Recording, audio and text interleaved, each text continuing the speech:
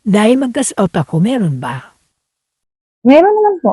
Kung anak ko pa sinong padala, nasa ibang bansa siya eh. Sige po, isend nyo na lang po. Hindi kasi ako marunong eh. Ikaw na lang mag-ano, Ano po? mag-gas out. Ito yung Magkano cellphone po ko. ba? 18K lahat yan, i-gas out mo na lahat. Yung Ay. pin-tray to. Huwag niyo po sabihin ng ganun. Huwag niyo po pagsasabi sa iba. Kasi ano yan eh. Kayo lang po dapat nakakaalam niyang pag ganyan. Asan ba yung kasama niyo sa bahay? Yung apo ko nasa eskwela pa eh. Pamaya pa yun. Apo. O yung apo nila lang po. Nasa school. Antayin niyo na lang po. Uwian naman na. Kasi malaking halaga po yan.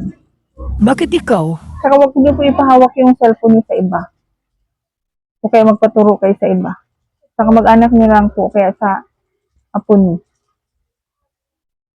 Pag Sige, ganyan, huwag sige. niyo po ipagsabi. Kasi dapat kayo lang nakakaalam yan. Sige, antayin ko na lang ang apo ko. Sige. Sige po, antayin niyo na lang po.